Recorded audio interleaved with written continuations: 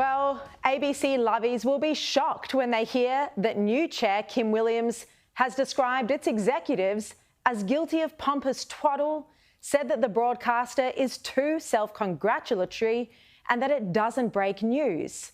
72-year-old Williams replaces Ita Buttrose. He's a traditional classic Labor ABC person. He considers himself a public intellectual.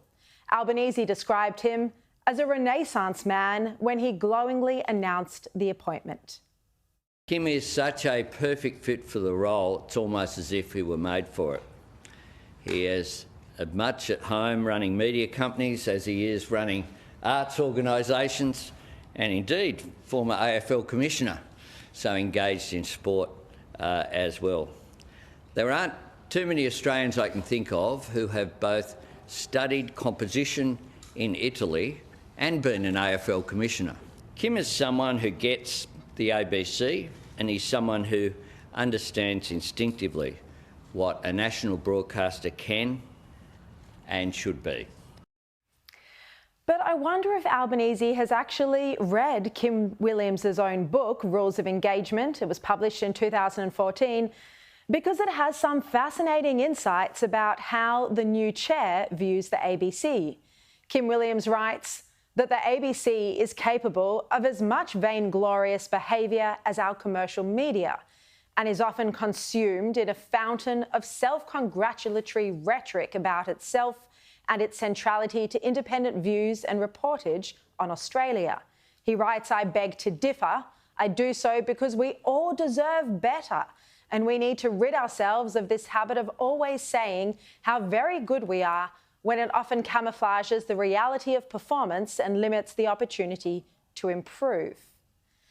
Well, apart from the ABC being overly vain, Kim Williams also criticises the public broadcaster for hardly breaking any news. He writes that beyond television programs like Four Corners, Lateline, 7:30 Report and an occasional Landline, along with their splendid radio counterparts in AM, PM, The World Today and so on, the broadcaster breaks comparatively little news. The News 24 TV channel rarely breaks news, and News Radio similarly provides a valuable recital of items throughout the day, but few of them are original beyond commentary pieces.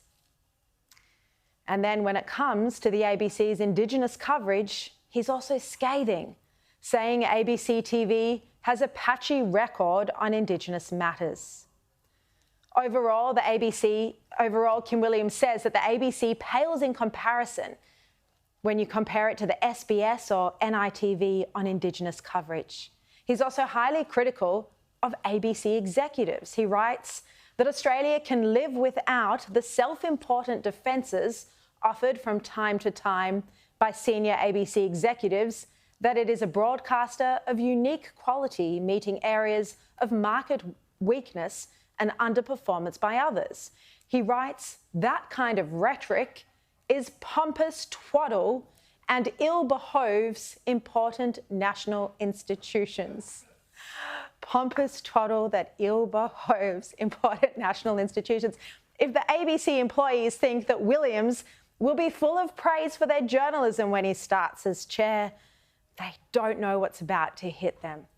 Kim Williams writes that a deep conviction of mine is that it's unhealthy to be anything other than consciously and constantly critical of performance and delivery in any media organisation.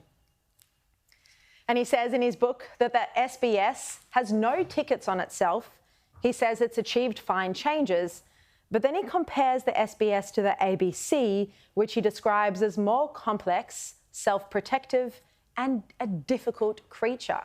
He suggests that energetic action is needed to shake up cultural settings, and he seems to suggest that the ABC should be turning over its staff quite regularly.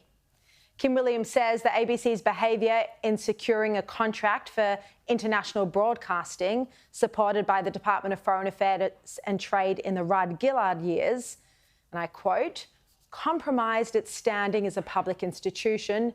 It was worthy of gutter advocacy of the worst kind.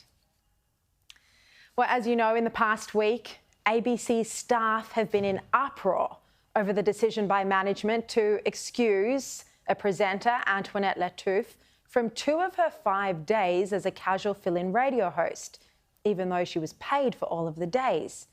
As you know, it's all very anti-Israel over at the public broadcaster. And this is another area where Kim Williams may be out of sync with his staff.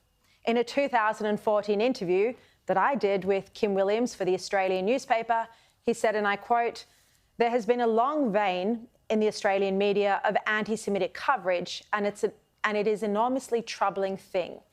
He said, "I'm probably unusually and acutely sensitive to anti-Semitic coverage because I feel quite strongly about it, and it is something that has to be held up whenever it happens." Oh, and by the way, Kim Williams writes in his book, and this is interesting as we approach the Australia Day debate, and as you know, the ABC's Triple J cancelled its top 100 several years ago. Well, Kim Williams says that Captain Cook is one of his many role models. Now, Kim Williams doesn't naturally love journalists. He successfully sued the former Fin Review columnist Joe Aston for nearly $100,000 after Aston wrote 30 articles on him where he compared him with the former North Korean dictator Kim Jong-il. Williams was a successful boss of Foxtel for 10 years. He then had a bitter departure from the role of CEO at News Corp after clashing with editorial leaders. He tried to undertake an extreme reform program, and this upset editors. And one of those editors, Chris Mitchell, will be on my show tomorrow night to speak about what unfolded at the time. But for now, I'm going to make one prediction. Kim Williams' tenure at the ABC will certainly be eventful for all of us watching.